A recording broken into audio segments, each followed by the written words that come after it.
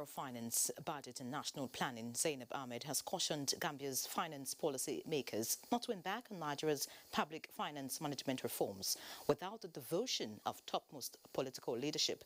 She was speaking at the signing of Memorandum of Understanding between both countries that will see Nigeria provide 5 years technical support on Treasury single account for the Gambia. Leah Katung Babatunde completes the story.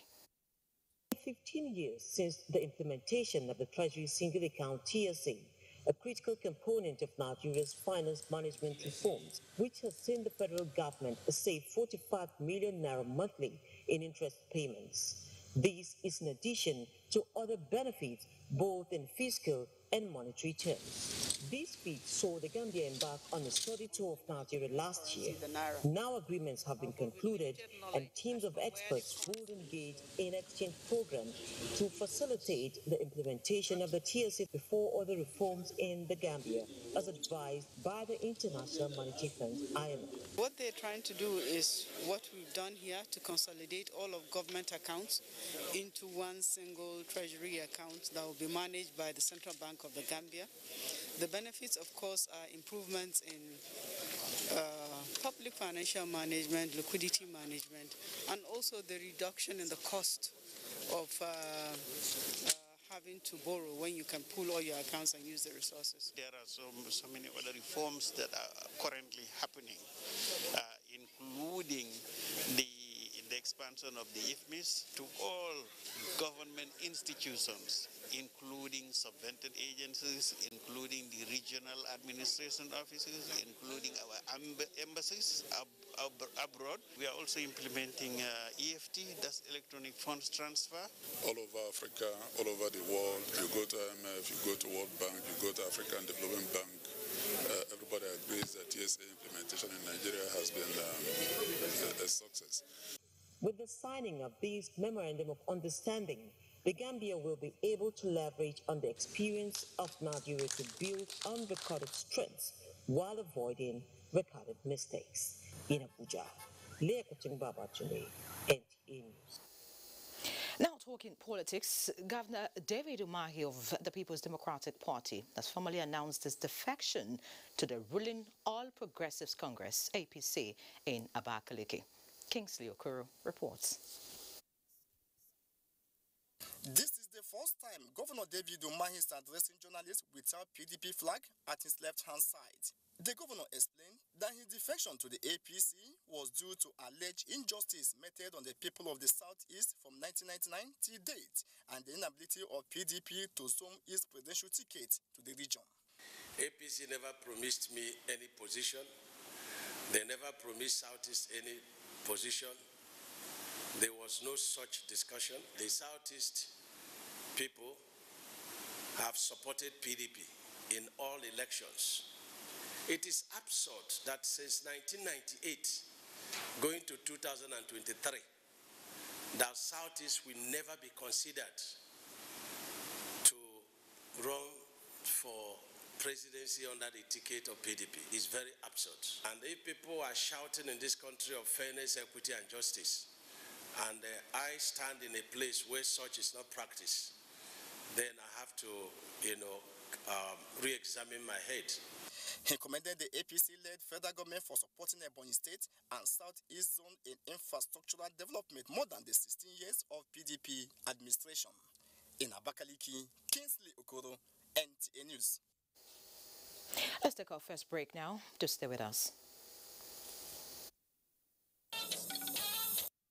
Thank you for staying. Now, looking at health. The fourth most common cancer among women globally and the second most common in Nigeria, cervical cancer, has an estimated 5 years prevalence of 21.6%. The good news, however, is that it is preventable and curable if detected early and adequately treated. Basa Ita Ekpang in this report takes a look at the preventive measures, treatment and government intervention towards combating cancer in the country. Cancer has become a major source of morbidity and mortality globally as the rising cases of cancer burden and its consequences in Africa, including Nigeria, is a thing of concern to many.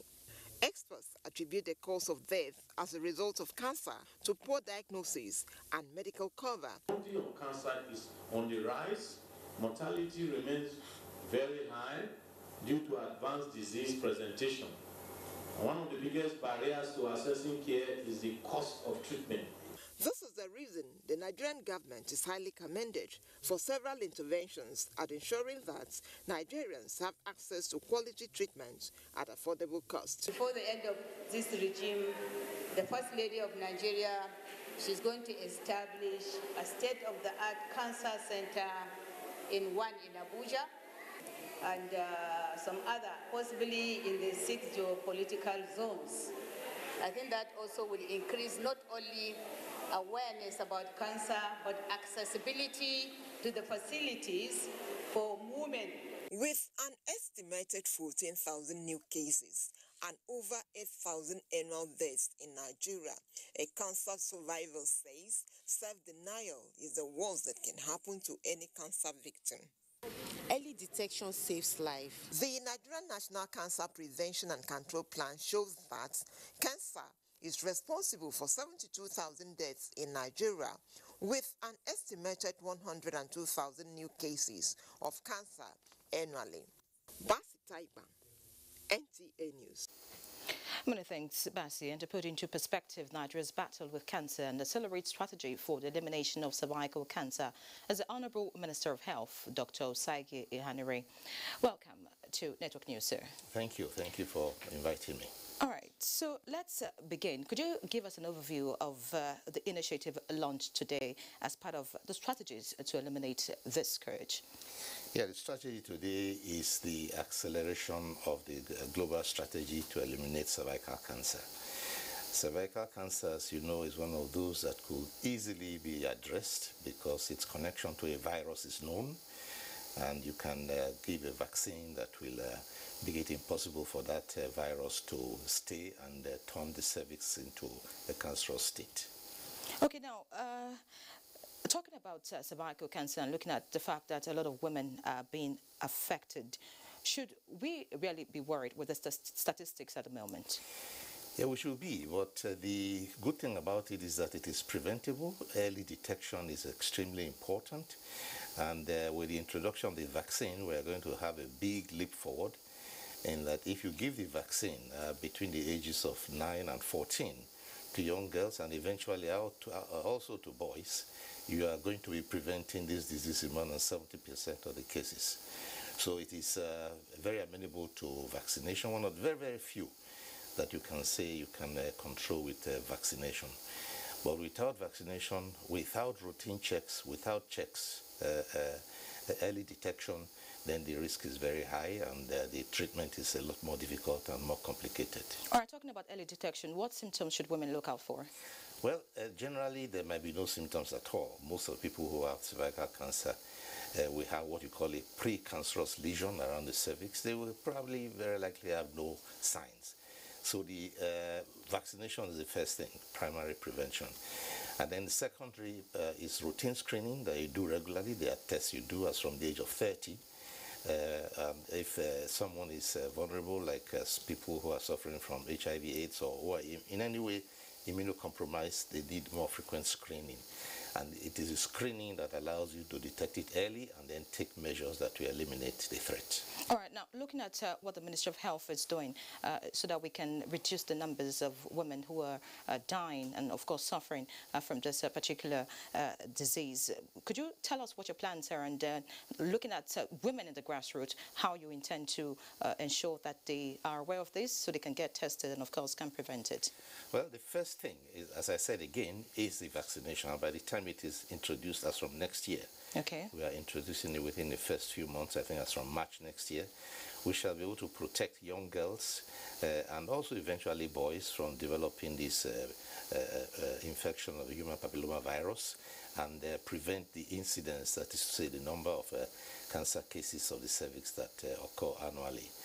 Then with expanding routine health care, primary health care, where we encourage women to come in for screening By the age of 30, there should be a mechanism to go to screen women and find out if they have cervical cancer, the same kind of screening you do for breast cancer. Okay. Those are the two most common cancers in women, and the screening is relatively easy if you can pass that knowledge on to human resource for health, health workers at the primary healthcare centers, and even at general hospitals, and certainly at the tertiary hospitals.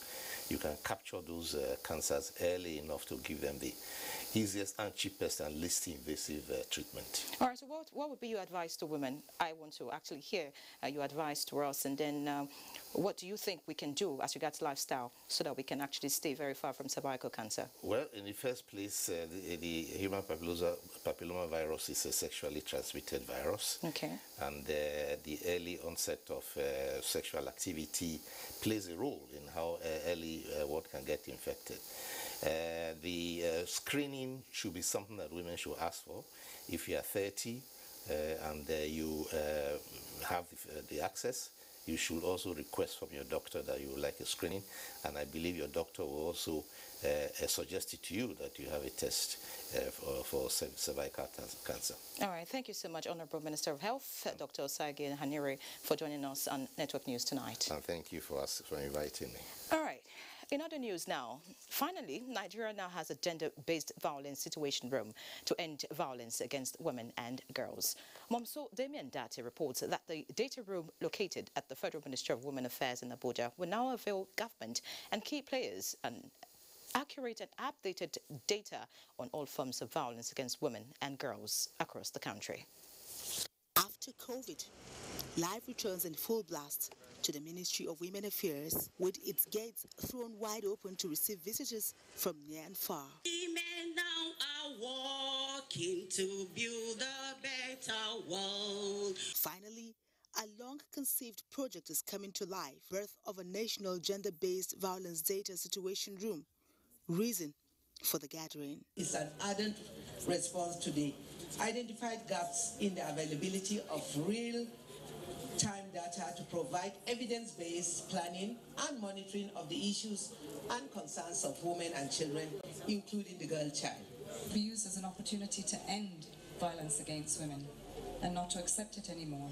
Street by street, ward by ward, end violence against women.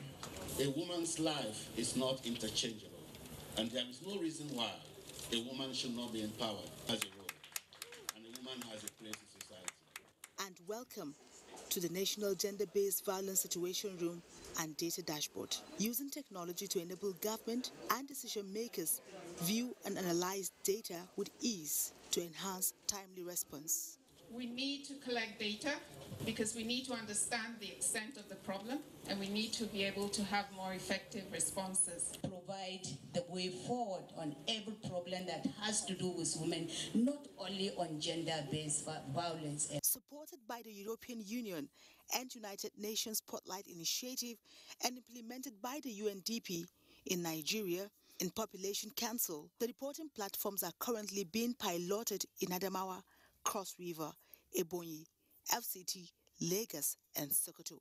Momso Damien Dati, NTA News. The Ministry of Humanitarian Affairs, Disaster Management and Social Development is working to decongest internally displaced persons camps across the country. The Minister, Sadia Umar Farouk, revealed this while engaging delegates from the International Organization for Migration. Ruth Aguele reports. Sacks, tarpaulin and zinc serve as haven for most internally displaced persons living in camps across the country, with barely enough to cover some families. Life as they know it here. But a ray of hope beckons as the Ministry of Humanitarian Affairs, Disaster Management and Social Development is working to decongest IDP camps in the country as part of federal government's efforts to rehabilitate, resettle and reconstruct the Northeast region. To make this vision a reality, the International Organization for Migration is working with the ministry. That we, on behalf of the UN system and non-governmental organizations, present the logistics hubs where people use to reach out to those areas, and that's a big responsibility which has been entrusted upon us. We feel like there's great support always on behalf you and your team. So we look forward to working with you and our other relevant partners in implementing these plans to really decongest, because we can only resettle people when these areas are safe for them to return. Because what is in camps now is really an eyesore. With this collaboration, it is hoped that lasting peace and stability will be achieved in the northeast and northwest regions, offering a new dawn for IDPs across the country. In Abuja, Ruth Aguela, NTA News. The President of the Senate, Ibrahim Lawan, has provided relief materials comprising of food and non-food items to the victims of flood disaster in his Yobe North constituency. Mustafa Yusuf Musa reports that the recent flood disaster in Bade and Jakusko local government areas resulted in the destruction of more than 4,000 houses and farmlands between August, September and October this year. These consignment of food and non-food items were provided by the President of the Senate, Ahmed Ibrahim Lawan, to the communities who lost about 4,000 houses and farmlands in the 2020 flood disaster in Bade and Jakusko local government areas under Yobe North constituency. Though not enough to replenish all the losses incurred by the affected people, the President of the Senate noted that it's part of an effort to extend a helping hand and thank Yobe State government for managing the situation. We have every reason to give our support, even if it will not be enough. Those communities in Bade and Jakusko local governments, we pray Almighty Allah that when you receive these relief materials, you will use them as expected. A representative of the affected communities, Adamu Dagona, said the devastating flood between August, September and October this year submerged hundreds of houses and farmlands across many communities in the areas. Year in, year out, people living around Hadeja, Jama'are, Komadugu River Yobe and Yobe River, mostly in northern part of Yobe State, experienced flood disasters, living in its wake, destruction of houses and farmlands. In Damaturu, Mustafa Yusuf Musa, NTA News. The federal government is to scrap the annual performance evaluation report, APA, as a tool for assessing civil servants. It is to be replaced with a performance management system, PMS. Head of the Civil Service of the Federation, Dr. Folashade Yemiason, who revealed this in Abuja, said the APA system has become obsolete. Kelvin Evonwaye reports. The new assessment method, the performance management system, is envisioned to create a digitally driven culture of performance management in the civil service. To prepare top civil servants and expose them to the new system, a training was put together by the Office of the Head of the Civil Service of the Federation in conjunction with the Chartered Institute of Personnel Management of Nigeria at the Public Service Institute. For the Head of the Civil Service of the Federation, a competent, viral and technology-driven workforce is a priority for government. Is a digital system where every officer would have to go online and fill what you are doing, your targets for the year. At the beginning of every year, the officer will agree with his immediate superior on targets based on the departmental strategies and also the national strategy. And so the officer will be able to relate with the national goals. The participants are now expected to kickstart the process of implementing the new assessment system for workers at their various ministries, departments and agencies. In Abuja, Kelvin Ewonwaye, NTA News. Let's pause in Abuja and join Dotun in Lagos for our next set of reports. Dotun, it's over to you.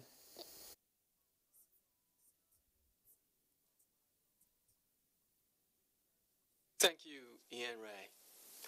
A delegation of the Northern Governors under the aegis of the Progressive Governors Forum have paid a solidarity visit to Lagos State Governor Babajide Sanwo-Olu to commiserate with him and the good people of the state for the massive destruction of public and private assets during the violence that trails the NSAS protest in the state.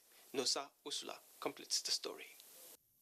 The forum, led by its chairman and Kebbi State Governor Abubakar Bagudu commended the resilience of the governor and residents of the state, noting the bad effects of the aftermath of the protests and calling for greater synergy between government and residents in strengthening the peace and unity in the state. It's very clear that violence does not solve any problem. It compounds it. Today, Lagos has further taken a loss because of that violence that has attacked everything, police stations, the cultural institutions. Governor Bagudu, who also commiserated with the victims of the violence, assured Governor Babajide Sanwo-Olu of the continuous support of the Progressive Governors Forum in the rebuilding of the state. Yes, our young persons have the right to express opinions. We have to dialogue with them, we have to listen to them. They are our beacons to the world. But they have seen how the nobility of any cause can be taken over by those who otherwise have agendas that are contrary to what they thought they are out to achieve. At the solidarity visit were the governors of Yobe State, Mai Malabuni, Simon Lalong of Plateau State, and Mohammed Badru Abubakar of Jigawa State. In Lagos, Nosa, Osula, NTA News. The recent intervention by the federal government in the power sector to provide about 6 million free electricity meters has received a boost. Annie Daniels reports that this is coming from the leading electricity meter manufacturing company, Momas Group, as the company engages more than 300 graduates from across the country on a 100% practical and theory exercise course in Ogun State. Momas Group of companies, since inception, has not rested on its oars to making Nigeria's power sector live up to expectations. The company in 1995 introduced the prepaid meter. With over 400 workforce and state-of-the-art factory, Momas Group has gone a step further to complement the federal government's National Mass Metering Program, NMMP, by embarking on extensive training of the graduates on meter installation across the country for 2 weeks. We have level 1, which is what they are doing. We have level 2 for commercial meter and industrial meter. We have level 3 for grid meter and so on and so forth. And we have other courses that will actually empower them to be able to audit, calibrate a meter, or perhaps design meter. Upon completion, the students will be kitted with all necessary tools for meter installation and would have acquired ethical and behavioral conducts within the society. The country will learn a lot from the initiative of Momas, because it's not just offering this service to train people to know how to install meters, but he's doing it free of charge. This course will impart on the generality of the Nigerians, increase the number of prepaid meters that's used across the country, make the billing non-crazy, and make the system accept the disco as their friends. The initiative, Momas Group management says, is to create employment opportunities for Nigeria's youths. Momas Metering School is a center for vocational skills acquisition and training in electricity, smart meter technology, installation, maintenance and management. The center produces world-class students equipped with knowledge and skills in metering and in tandem with global best practices. In Lagos, Annie Daniels, NTA News. Let's now take our next break. Network News continues shortly. Glad to have you back. Vice President Yemi Osinbajo says the pursuit of peace and mediation in resolving some of the challenges in the country today is worth the while and useful. The Vice President said this when receiving a delegation from the Center for Humanitarian Dialogue at the presidential villa. He stressed the need for collaboration with such an organization in order to address some of the problems in the country and welcomed a notable feature of the center, engaging and employing local people in the work of peace and mediation in their own communities and country. The Vice President also acknowledged that the center has been working with the federal government on the National Livestock Transformation Plan, noting that it was an important aspect of the federal government's program in resolving the farmer-herder clashes. Vice President Oshibajo disclosed that many states have now subscribed to the National Livestock Transformation Plan, and the funding will soon be made available to pilot the plan. Now, dedication to service, determination and purpose-driven virtues are the qualities the Director General, NTA, Yakubu Ibn Mohammed, wants the newly elected President of the Nigeria Association of Women Journalists, NAWOJ, Ladi Bala, to imbibe as she presented her certificate of return to the DG. Christiana Akonde has the details. A thank you visit to the helmsman at the NTA by Ladi Bala to notify of her former assumption of office as the president of the Nigeria Association of Women Journalists, NAWOJ. In solidarity, she was accompanied by past presidents of the association. One of my surprises came when I came to this office to present myself to you and to present my form for your endorsement. That outright endorsement, that hug, and that prayer that say go and conquer was another push for me. She has an antecedent that we have followed, and we know that she can do the job. The Director General of the NTA, Yakubu Ibn Mohammed, advised the NAWOJ president, who is the staff of the authority, to remain focused and be ready to face challenges of all kinds, noting that failure is not an option in leadership. All the things you have listed as your aims and objectives are doable. They are doable if you are focused. They are doable if you have a team behind you. And in this past presidents, you have a very strong team. President of NAWOJ, Ladi Bala, had made the construction of a national secretariat for the association within the 3-year term as part of her campaign promises. In Abuja, Christiana Akonde, NTA News. Chineye in Enugu has the next story.